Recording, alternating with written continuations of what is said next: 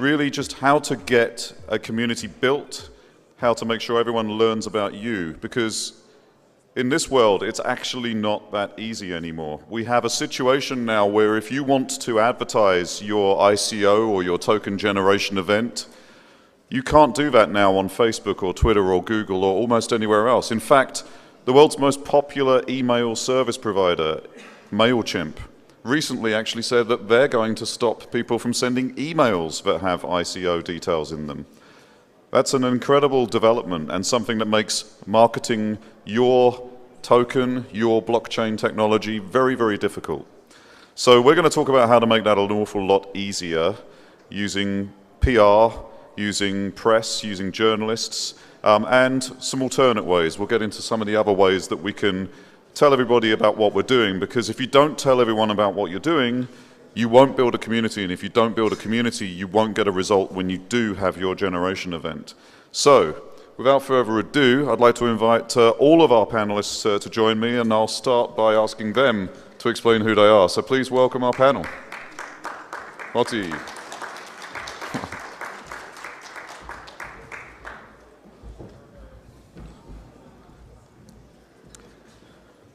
Now, I know there's a seat with my name on it, but I'm actually going to stand for this because I want to be able to look you all in the eye. So let's get started by just one by one telling us who you are, what you do, and most importantly, why you have a specific interest in PR and in building these communities. So, Michael, why don't you start for us? Press your button to activate the mic. Perfect. Okay. So nice to meet you all. I'm Michael Pearl. I'm the head of content at Finance Magnets. We're a financial publication, been around since 2009, covering fintech, covering crypto since 2013. So we're quite early stage adopters. In terms of the substance, I think that the main change that happened after the various social networks, MailChimp, most recently Bing, restricted ads for cryptocurrencies for ICOs, is basically that content became much more important now. It became much more central in your marketing efforts and in your efforts to outreach and to reach audiences and to onboard clients. I think that marketing, content marketing, is a very central thing now. You have to be very proactive, and you can't rely only on banners and on technology to just advertise and to reach out to audience. You need to be very smart on how you create the content and which outlets you use to spread the word. Obviously, SEO providers and PR companies have become much more important. I know that Motti is probably going to be happy about me saying that, but I also think that my personal profession as a media outlet, I think that we became much more relevant right now, and that allows you to spread the word and to build a more complex, more in-depth message for your audience. Excellent, thank you. Motti, would you like to do the same? Of course. So my name is Motti Pe'el, and I'm the co-CEO of Plan 2.0. We are a global-facing PR agency, headquartered in Tel Aviv with offices in Boston, Massachusetts. We're operating for 12 years now, since 2006. We have a lot of experience. I would say that we're working with about 100 startups per year. You know, startups, they come, they go, they open, they close, they run out of money. So we already worked with over 1,000 companies. Early last year, I've discovered the potential of us working with blockchain and crypto companies. So I made a move on it and established a unit dedicated to their needs. Hired a couple of Bitcoin maximalists in order to instantly inject the necessary knowledge into the agency. And then we kept on doing what we were doing for over a decade, the top-notch technology PR. Very quickly, we found ourselves working with some of the best names in the sector. To name a few, we are working with IOTA. We are working with Bancor, had a successful ICO of $153 million. We are working with Siren Labs. who spoke here before, raised $157 million. Status IM, $100 million. Just last week, our client PumaPay completed a $117 million ICO. HDAC, it's a Korean company, a subsidiary of Hyundai. With them, we raised $250 million, and over 25 other very, very successful ICOs. So we have a lot of experience, and I will discuss with you throughout the panel what is it that we're doing for them. I'm also working very closely with Stuart and Michael, and I'm very happy to be here. Excellent. Thank you, Marty. Paris. Hi, everybody. Paris Childress. I'm the founder and I operate a digital marketing agency called Hop Online. We're based in Sofia, Bulgaria, which is not too far from here, with a lot of cultural ties as well. And we've been around for about 10 years and serving mostly English-speaking clients in US and UK and other parts of the world. And the core services that we offer are both on the organic and the paid side of digital marketing. So that would be SEO and content marketing, similar to what Michael is doing. And on the paid side, Google and Facebook, which is now pretty much off the table in this world of crypto. So my initial interest in this whole world of blockchain and crypto was initially applying these channels to this new industry, and now about half of what we do has pretty much been taken away in terms of reliable channels. Speaking mostly about Google AdWords and Facebook. So now I'm really trying to shift my focus and my attention into really the pure organic promotional strategies for ICOs. So hopefully we'll get into that a little more here. Absolutely, thank you. And last but very much not least, Itai. Hi, I'm Itai Adam, and I'm the owner of iAdam Media. I used to be an affiliate for many years, and then moved to political campaigns, and then joined the ICO movement because I found that the correlation between a candidate to a coin is very similar. I find that what I'm here to talk about is the narrative, the stories that in the end of the day move the people in believing what your ideology, what you're trying to sell, and forming trust. That's the most important thing. Looking at a coin as if it is a candidate, a leader, someone you're running for office. That's, from my perspective, is the angle. Excellent, thank you. So, look, let's get started with the problem. The problem is that we all need as many people to like and care about our products or services, our ICOs, our token generation events, and they have to trust in us as well. You know, trust is a very important thing. I'm glad you brought that up so early, Itai. But we have an issue right now. It is now incredibly difficult to tell as many people as is humanly possible about what you're doing, because many of the big organizations, many of the big social media platforms have already decided that they're not going to support that activity anymore. So, you know, Michael, tell us from your perspective as a publisher, and then we'll go down the line. And I won't keep going down the line, by the way. We'll mix this around a little bit. Sure. But just to begin with, for the first question, let's get into the problem. What is the problem, and why has it been made so difficult for us to get the word out about our particular projects? Well, I think the most significant problem is basically the amount of projects out there. We've seen now with this crypto explosion that we experienced in the last year, something that we've never seen before. I mean, startups and fintech startups is something that has been around for quite a few years now. But with the crypto industry, there are so many projects, and it's really hard to tell who is a scammer and who is not, who is for real and who is not, who is here to stay and who is not. So I think that, you know, moving on to the point where I give my tips and tools for people to how to reach out to an audience, I think that the first thing that you need to do is to cut the buzzwords. I mean, using decentralized, democratized, tokenized is something that is really outdated. I know it's funny to say outdated because it's only been here for a year, but it's very hard for us, even as people who are well-versed in this industry, to understand what's behind the buzzwords, let alone for people who are not, you know, for the wide audience to understand what are you doing. So I would say, first of all, cut the buzzwords. Just speak freely and explain what are you doing, what's your message to the world. As Itai said, the same way as a politician does, okay? You need to speak in a very simple way to make the people understand. The second thing that I want to say is you need to explain why blockchain. Okay, that's a question that is not asked enough. Why blockchain? Why couldn't you do what you're doing using some other platform or the older platforms that are out there? Why not being just, okay, if you transfer money, why not doing it as any other fintech project?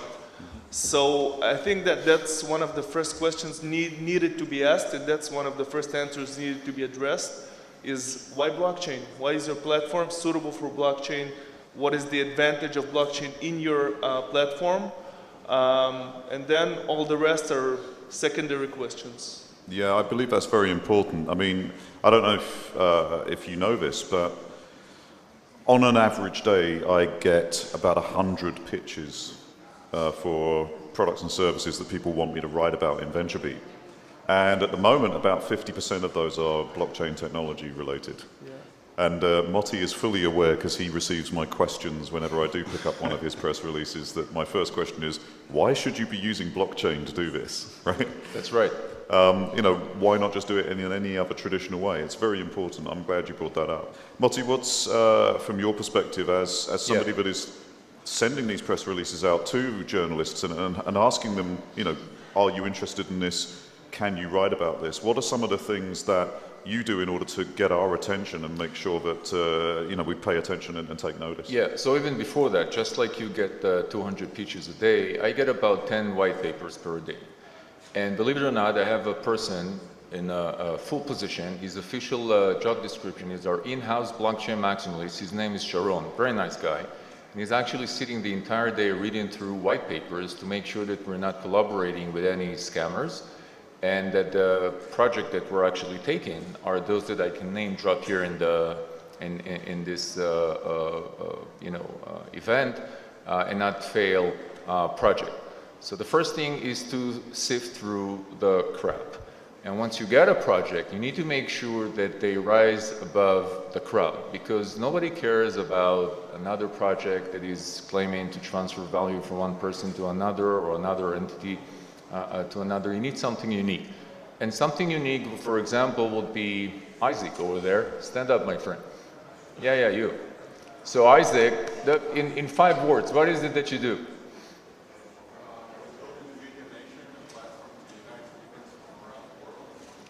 Vegan Nation. They're going to unite vegans around the world. How can you ignore that? That's amazing. Right. That's amazing. I call it that you need a bazooka. All right, you need something that people are going to say, so these are the people who had this and that on their board, or so the thing that the press would like, to my opinion, would be somebody who's very famous. So Nimrod gave us the example. They took famed soccer player Messi, and actually the first stunt was applied by stocks, and their former CEO is here somewhere, or not. And they took famed boxer Floyd Mayweather to vouch for the company, and that makes a lot of noise. So while I was trying to chase journalists and everybody ignored me, while Floyd joined the company, I had Business Insider actually calling me in order to get feedback. Another example would be a collaboration between the new and exciting blockchain world and the old school conventional economy style companies. So for example, Winding our client, collaborating with Lufthansa, that's an interesting story for crypto and other publications as well. If you have Banco, for example, another client of mine, when you have as a chairman of your foundation, Professor Bernard Lietaer, a guy who literally invented the euro as your chairman, then nobody can ignore you. So that's the bazooka. Make sure to have one. Excellent, thank you. So, Paris, you have maybe a different perspective on this, and really just getting the attention of people. One of the big problems, of course, is the fact that we're not allowed to now advertise through Facebook, through Google. How has that affected you and that side of your business, and what are you doing to fill the gap? Well, first of all, I'm not entirely convinced 100% that these channels are off the table completely. The buzzwords are off the table. There's going to be terms that are absolute blacklisted to be included in your ads and creatives. But I think that channel, for the savvy marketer, those channels are still open, perhaps at an earlier stage than the ICO stage, just to get the concept out there. So like for the Uniting the Vegans of the World, if that was my headline, that's not going to get blocked by Google or Facebook. My goal initially would be, my first and most important KPI at the start of a campaign for an ICO or a blockchain-based startup would be to acquire email addresses and build an email database, because this is one asset that you will always own. This is one audience that you will always own. Your Facebook audience could be taken away in a heartbeat, so could your Google remarketing audiences, whoever else. You don't know how they're going to change the rules in the future. But your email database is yours. That is an owned asset. And you will be able to communicate through email indefinitely with those people. And I think that's a major part of a strategy at the start, which is what is cost per email acquisition. And you mentioned MailChimp banning. That was a surprise. I hadn't heard about that. But I can't imagine that email marketing as a channel is going to be also restricted here. I believe in that. And I think even since the beginning of digital marketing, historically, email marketing is the sleeping giant. It really usually delivers the highest ROI. So that's how I would approach it. You're absolutely right, by the way. I mean, as well as being a journalist, I'm an analyst at VentureBeat, and one of the things I've been analyzing for many, many years is the entire world of marketing technology. And it is still true that email is the highest return on investment of any marketing channel available. Partly that's because it's the easiest to measure, by the way.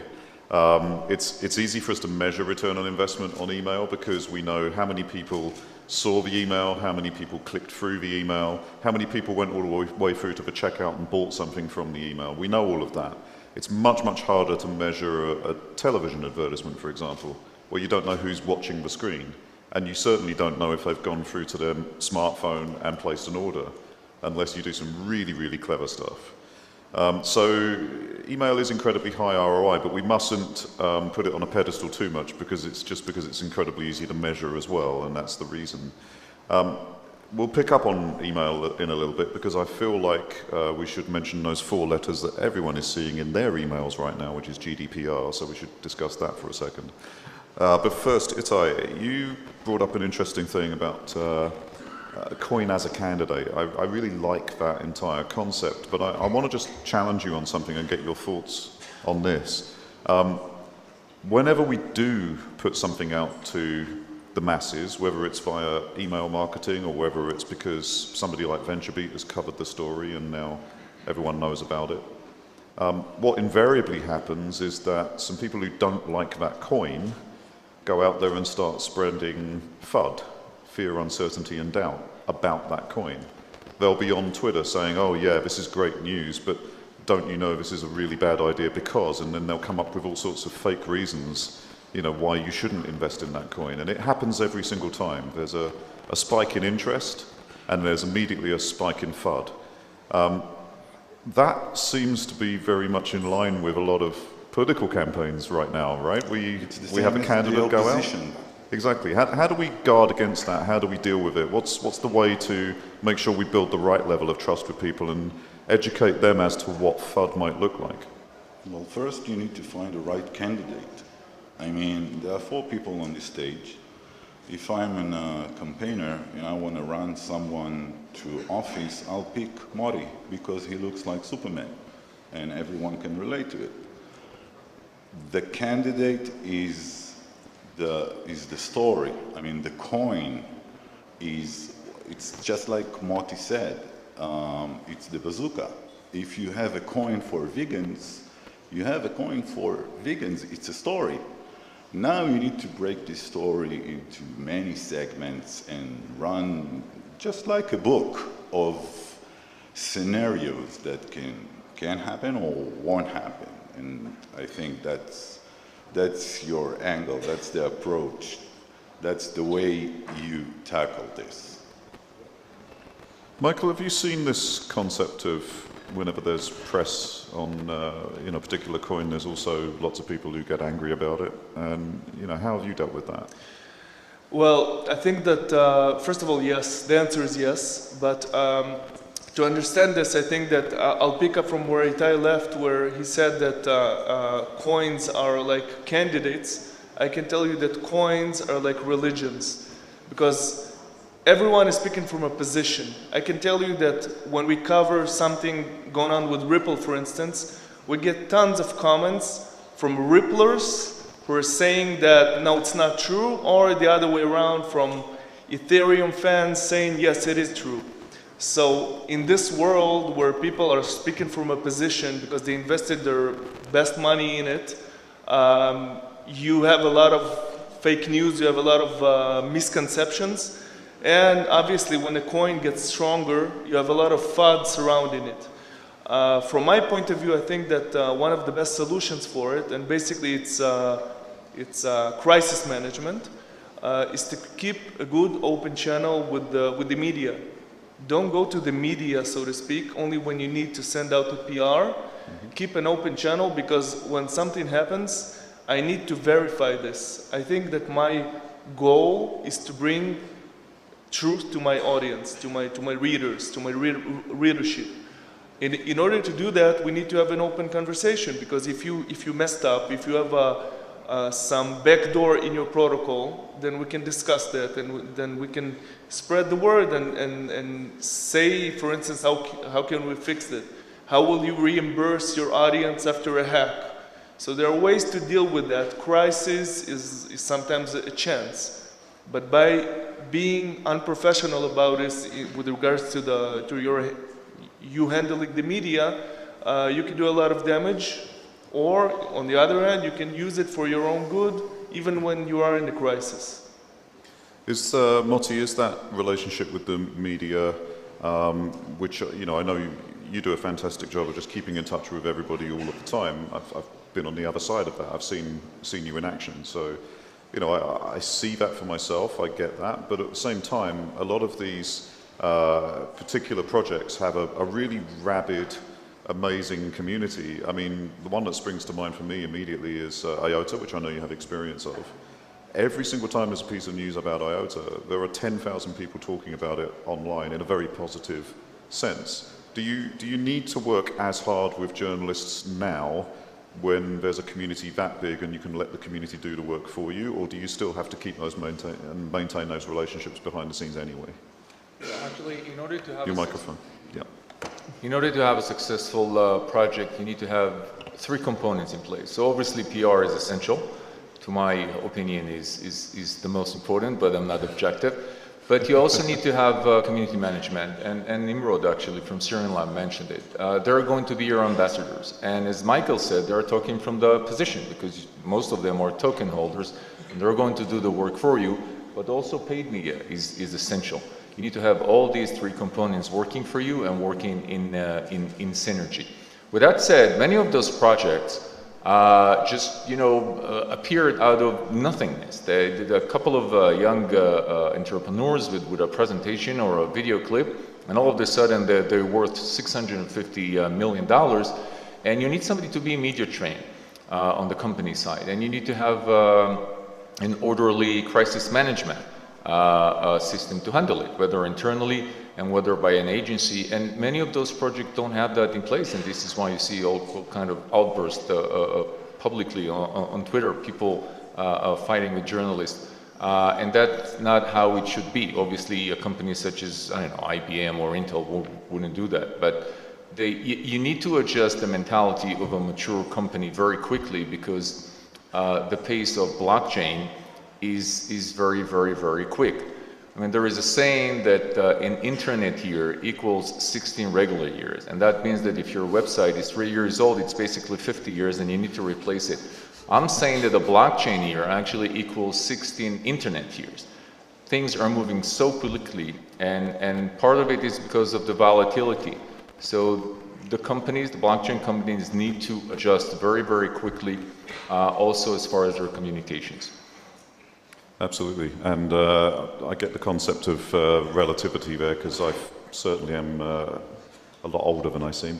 Well, I certainly feel it. I really want to just pick up on some of the things that have been discussed here, because when you're running an actual campaign for a politician, you have a very long run-up time. You are starting several years beforehand, and then eventually you're getting to this one moment where you want everybody to vote for this person.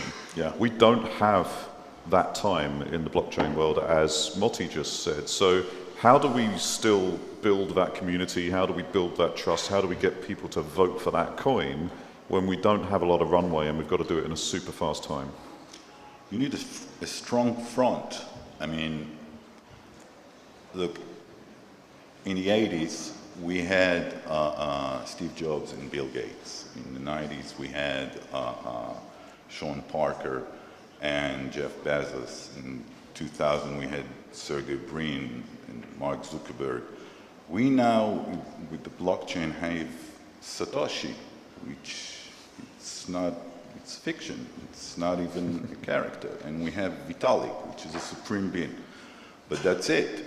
I mean, the front man, the guy that runs the show, is like the main character.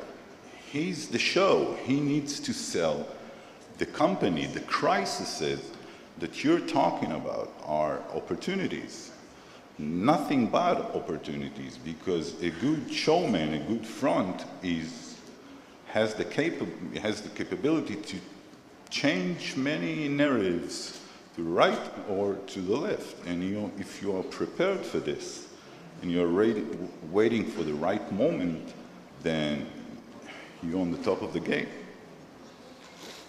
It brings up an interesting point, and it's something that I think, Modi, you sparked this idea in my mind literally 10 minutes ago, so we might have to have a new startup as the result of this panel. But was it Jerome that reads your white papers, did you say? Sharon. Oh, Sharon, okay. Sure. So, our in-house blockchain maximalist. At the moment, you have a human being reading those white papers. At the moment, you have a human being, Paris, doing your email campaigns, yes? At the moment, we have human beings doing community management, and we have human beings that are writing articles and publishing them.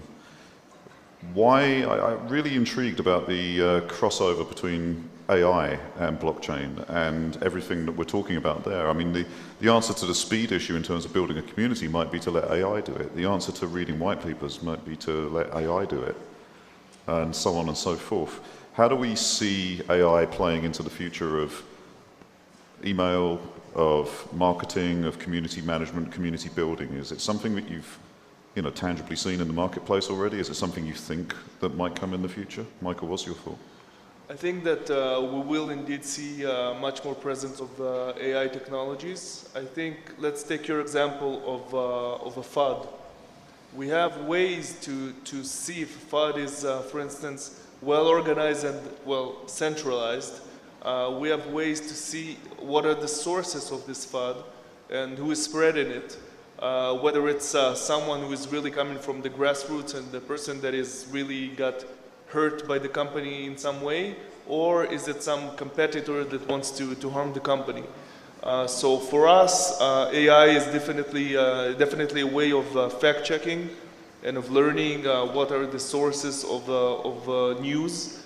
So I think that to a large extent it's going to be implemented in the day-to-day lives that we have. Also, just recently Google announced their AI system for their AI assistant, so to speak. So take that to the community level.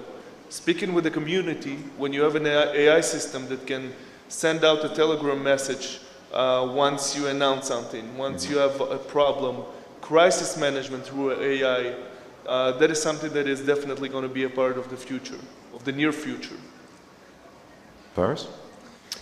I actually think that PR is all about relationships. Okay. And you tell me, how would you feel if a bot will send you a pitch? Also, community management. I mean, as soon as I see on Twitter that I'm communicating with a bot, I usually unfollow instantly. I think that AI currently may work very well for paid media and be very helpful, but I think that community management and actual PR is more about relationship than AI and machinery. That's my opinion. Cool. Multi believes in humans. You heard it here first. Paris? Yeah, I can't argue there. I think humans will always own the strategy. More and more automation, artificial intelligence, machine learning will take over the execution of campaigns. But I really do think that for a robot to really replace a community manager who can really have that kind of empathy that's needed to respond and understand the subtleties of different conversations, I don't see that coming anytime soon. What I do see coming, and what's already here, is just things like pure automation of campaigns, where if the user does X, then the next campaign or the next message they receive is this one. And you can map that out in advance, but still that strategic mapping I think it needs to be done still by humans, and that won't change anytime soon. And we've already seen very recently, over the last couple of years, and it became big news extremely recently, that people have been using AI and machine learning to understand who is maybe slightly left of center, and then feed them enough news so that they become slightly right of center. Do we see that sort of technology coming into campaigns in order to get people to move across to a particular coin and to invest in it, or is it not going to happen? Do you believe in human community management still? We're already doing it. I mean, how many people here know a company called Synapse? You see? Oh, you see? I mean, Synapse, S-Y-N-A-P-S-E, I believe. So that's a company campaigners use in order to move things faster. Steven Spielberg once said, I think 15 years ago, he said, in 15 years ahead, people will watch my movies from the editing room. We are there. With crypto, we are there. I mean, it opened the gate for the entire Hollywood industry. If you look at it, AI is going to change a lot. I think that the teams will be smaller. And as I look at it, in 20 years, we are heading into a society of the individual, the creative individual, who actually, he owns everything. I mean, he owns the IP, he owns it because he has tools and he has his brain and he knows how to engage people, and the entire set of the operation, the teams that we're using today will not be there. I mean, we're going to have like 10 people running massive campaigns as opposed to 100 people. Right. Absolutely. So let's bring this around to one last point, and I'd like you to go into as much detail as you can on this each. So, we've talked about how to get the word out there, even in the face of bans from places like Facebook and Google and Twitter and even MailChimp. We've talked about how to build trust, how to build communities. we've got to that point. Now, each of you has a vested interest in making sure you're backing someone that is real. Each of you has a vested interest in making sure that you're not publishing stories about fake, and scam blockchain projects, or that you're not working with them from a PR standpoint, Marty, so on and so forth. You all have a vested interest in choosing the right project. From purely the perspective of making sure you don't pick a scammer, what are your rules? What are the things that you look for so that you have a really good chance of picking somebody that's not just going to run away with the money after they ICO? Michael, tell us what your rules are. Microphone. Thanks. So first of all, I think that from our side, we need to be very educated about the industry. Because if some things should turn on the red light for us and should alarm us about this specific project, then we need to know what are the problematic things, either by affiliate, by relations with some companies, or by a certain track record. We need to be very much educated about the industry, both on the existing trends and on the history. So from my point of view, when a project comes up, it doesn't come up from thin air. It has someone who is invested in it. It has someone who is pushing it in terms of PR. It has someone who is providing the technology for it. So once you understand the entire structure, you can better understand the project. And once the structure looks legit, then you can actually say that it's a legit project, or at least to some extent. Some projects, I wouldn't dismiss them at the get-go, but at least I would know where to further explore and further research to see if it's actually something real, or it's a scam, or maybe it's even something real but it's not well planned enough. Okay, when you have a white paper that is not that is just copy pasted from other projects, that is something that you can already tell that it's a very, very strong red light. So again, as I said, just to summarize it and to recap, understanding the structure, and that's from the point of view of the projects, is very important to explain the structure.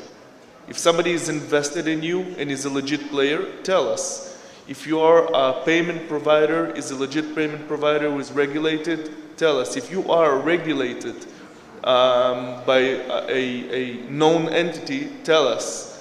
So that we can better understand who you are. Another point that I want to make is transparency. Setting up a website that, again, uses only buzzwords and uses a white paper that is copy-pasted from other projects is not good enough. One of the points of our vetting process is going to the website, obviously. And by the way, not only us, your clients also go to the website to see who you are. They go to your landing page. You need to set up a proper website, and you need to be transparent with the public. Either by the website or, and I'm going back to the community issue, on your Telegram group, on your Reddit, your subreddit, you need to be fully transparent, and that is something that will be good for us as a media publication and for your audience. Fantastic, thank you. Modi, what are the things you're looking for before you'll actually work with a company? Yeah, well, Michael summed it up beautifully. The only thing that I want to add is that we're also looking into the viability of their token economy to see that it can actually stand and function. Not only because we're trying to filter out scams, but also we would like to attach ourselves to successful project. But Michael pretty much summed it up. Perfectly. Paris, anything different that you're looking for, or anything that you need to add on top of that, just to make sure that you're working with real people? Well, it always helps if I know the people personally, or I've had some history with them. But also, I would really like to see a product, if possible. And even if it's an MVP, better than just an idea.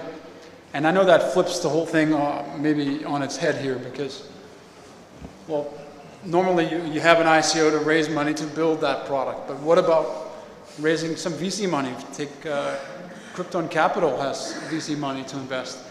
Build an MVP with that, and then do an ICO at a slightly later stage after you've got a user base and a real product, that takes out probably 95% of the uncertainty, which is what I think these guys from Junk are doing that are here today. That's an alternative route to take, where you could postpone it. You can maybe the founders would dilute themselves a little bit with the VC round ahead of an ICO. But I think that adds a lot of legitimacy to the whole thing, in my view. And in the end, you actually get to an ICO stage where you have a real product and you have some actual user base that you can point to and get some feedback on that product. Yeah, I mean, one nice thing about those companies that do get pre-ICO funding, especially from a VC or from an angel, is that at least you know somebody has done due diligence on that organization, and they probably wouldn't have given them a seed round unless, you know, if they'd found something that was suspect, right? So, yeah. I'm looking at technology. I think that if there is hardcore technology, the team is emotionally invested in the project. You don't go out on a journey and build something robustic if you don't emotionally invested in this. So technology first, and then the people, the actual people. You're sitting with real people, or you're sitting with scammers. Let's put it out there, you know. Sitting with people that tells a story that not in a million years they're gonna get there. So technology is number one, and then I look at the team, and if I find it interesting, then, and only then. And money is not, making big money out of it, it's not, we're not even at the beginning of big money. I mean, the money that is invested in the sphere now is nothing compared to what it's going to be. So if you are an opportunist and you're trying to grab as many as you can now, you're going to regret it in the future, because in the future there'll be solid teams and solid companies with the right angles and, you know, moving forward, and you want to be there. So technology and team, money comes last. Excellent. And you've just identified yourself as a raging hodler, so thank you for that. And so, hey, listen, this was absolutely fascinating and very informative. Thank you ever so much to Michael, and to Motti, to Paris and Itai. Please give them a warm round of applause. Thank you. Thank you.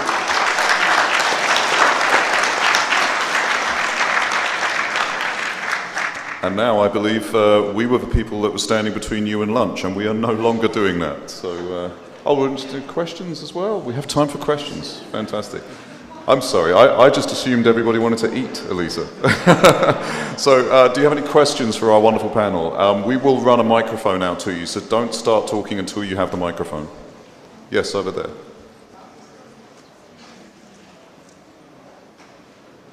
We have a microphone with no batteries.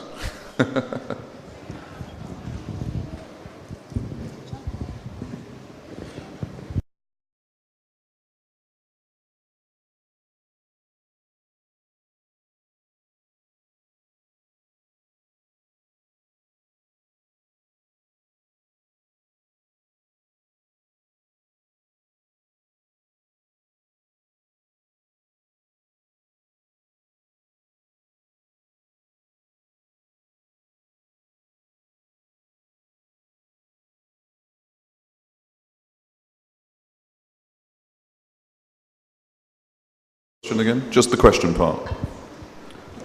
Question? Yeah. What is the exact question for Motti? About the attraction of Messi and Mayweather. Oh, Messi. Messi is Syrian's presenter. Nwodo, are you still here? No. And he was contracted for 2 years, and he's going to do commercials on TV and billboards and everything. So this is just merely the beginning. And he was very helpful. with, again, peaking above the crowd in the ICO, because everybody remembers, oh, so this is the project with Messi. But this is a very long-term relationship, and the company paid a lot of money for it. So far, it's been very successful. So it was one-time remuneration, or he has a token sale share in coins? Oh, I don't know what's the compensation model. I don't work with the company, but at the company, but with the company. Okay. I'm sure that he got a lot of money. It's not cheap. Yes, there's Thank you very much. one thing we know about Messi is he's not cheap. That's for sure. Any more questions? Please wait for the microphone. We're running it around to you now, just over here. We need the microphone to be on. Can we make sure it's on?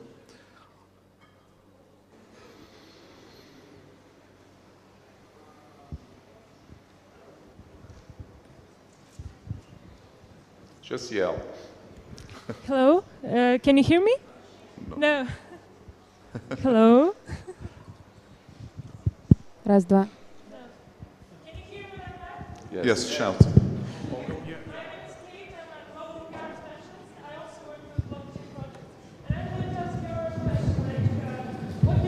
Anti-crisis campaigns, like how do you work with difficult situations when some competitors, for example, they try to make your efforts worse by doing some black PR? How do you do that?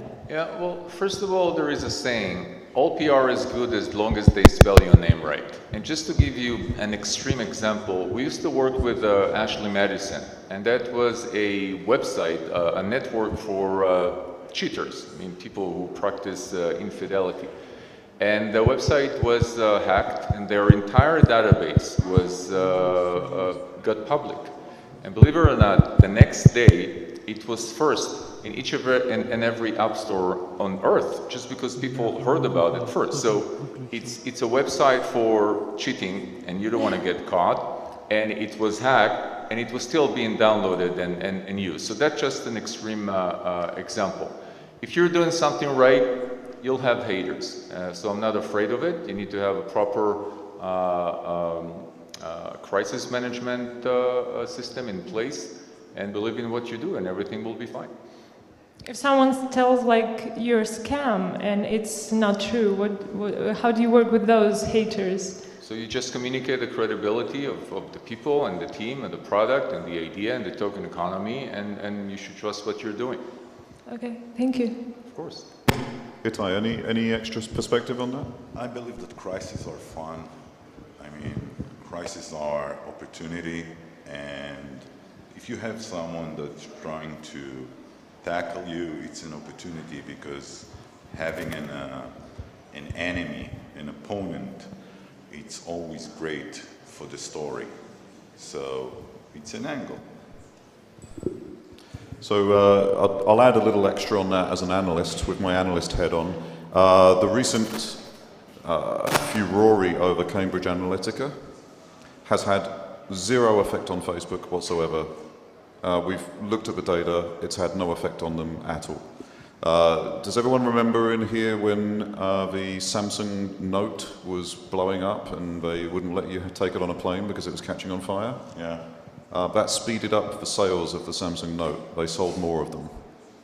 It didn't have an effect. It doesn't have an effect. And the reason it doesn't have an effect is because every scam that is out there, every scandal that's out there, actually only gets read by a very small amount of people in an echo chamber. The mainstream consumer doesn't even know it's happening. And so you have to have the right crisis management, as Motti says, but you shouldn't be worrying about it too much. It's, you know, if people are talking about you, they're lifting you up.